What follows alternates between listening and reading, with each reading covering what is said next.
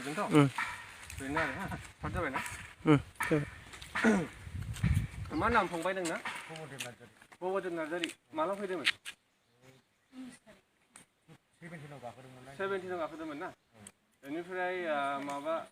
17 आव बबेनिफ्राय माबानि बेंगालरनिफ्राय आच्छा ओमफ्राय माबा न'आव मोजाङै था हा नोङो मथथे 14 दिनखौ न'आव था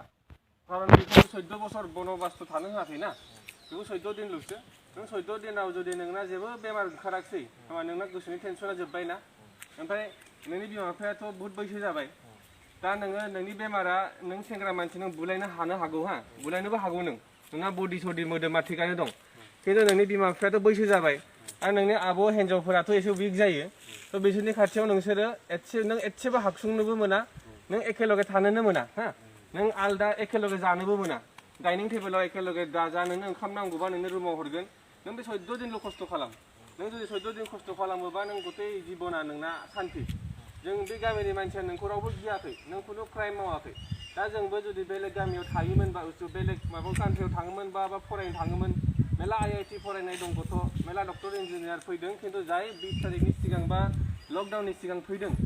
भाइरासखौ जिहेतु नुवा हयथ' बिसोरनि बडियाव लानानै फैनानै स्प्रेड खालामबाथ' जोंथ' आरो गरिब मानसि जोबना जों खुनु डाक्टर फेसिलिटि मोजां डाक्टर देखायनो हानाय नङा आरो मोजां डाक्टराबो बेखौ ट्रिटमेन्ट खालामनो हायाखै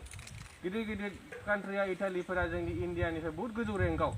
जोंना बिराद फावसायनाय जोंना टप 100आवनो गोलैया ओभारअल सिचुवेसना ओमफ्राय इटालिया नोंना टप 5आव गोलैयो थेवब्लाबो बिसोरना बरबाद जाजोब्बाय थ' नोंना एक प्रकारनि एसे सेंग्रा बर' सेंग्रा बिसोर दायित्व दं गामिनि हिसाबै आरो नोंनि बिमा बिफानाबो दायित्व दं जाहाथे बे गामिखौ बासायो आरो गावखौ बासायो बयबोथ' थांनानै थानो लुबैयो नाम्बार 1 खोथा नों खुनु क्राइम मावाखै नों जोंनो सापर्ट खालामदों आरो बिनि थाखाय जोंबो नोंखौ गियान स्प्रेड खालामगासिनो दं बेखौ बासायनो थाखायनो स' नोङो जाहाथे नोंनि बे प्रब्लेमा जुदि बायसान्स जाफ्लांदोंबा बेलेगनाव बारदेरा बे बिजानुआ बेमार जाबाय लगे लगे गुजुयै हाबसुङो नङा मथथे नोंना माबा दिन थायो 20 दिन 15 दिनसो नोङो न' सिङाव था 14 दिनाव नों कनफार्म जागोन जे आंना बेमार जायाखै थेवब्लाबो साननैसो एक्सट्रा थाबावनो हायो नों बेखौ हम क्वारेन्टाइन होनो हा ओमफ्राय आसा बायद' मोना नोंसोरखौ खबर लानो फैबाय थागोन माजे माजे जोंबो फैगोन खिन्थु जोंथ' जिहेतु डेलिभारिबो खालामनांगौ इमारजेन्सिबो पेसेन्ट नायनांगौ जोंनि आन्दाराव बिराद गिदिर पपुलेसननि गामि दंथ' स' आसा बायद'फोरखौ नोंसोरो सनमान सहकारि जा सोंफैयो बेखौ नोंसोर खोथाहर आसाया माने मामुलि खस्थ' खालामा माने नोंसोरनि फुरा गामिनि पपुलेसना बेनि आन्दाराव बेनिफ्राय ANM बायद' स' नोंसोरो गासिबो बुस्थुफोरखौ आसा बायद'नो मोजाङै रेसपेक्ट होनानै खोथाहर बेनिफ्राय नोंसोरो माबा उसुबिदा जायोबा माबा लक्षण ओंखारोबा जोंनो खोथाहर जों बे हिसाबै नोंसोरनो टेस्ट खालामगोन सिभिल हस्पिटालाव बेबायदिसो जागोन हा ओमफ्राय नोंनि बिमा बिफानि खाथियाव नों मास्क गानालासिनो खाथियाव दाफै हा आरो नोंथ' गावनि बिमा बिफानि थाखायनो बाहेरायाव फरायनो थांदों ना जोंनि जाथिनि थाखायनो बाहेरायाव फरायनो थांदों बाहेरायाव मावनो थांदों दा नों खुनु क्राइम मावाखै नाम्बार 1 खोथा नोङो बेनिखायनो जों नोंखौ माथे बे खुनु सिगिनाय बुस्थुआनो नङा जाय डाक्टरा डिउटि गोलैदों बे 14 दिन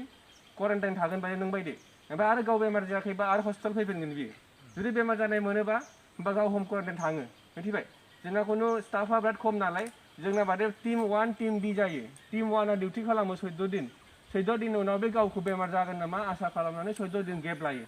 थ' बे बयबो खालामदों हा आर्मि अफिसार मेडिकेल अफिसार बयबो स' नों बेखौ बिराद गिदिर बुस्थु जादों साननाङा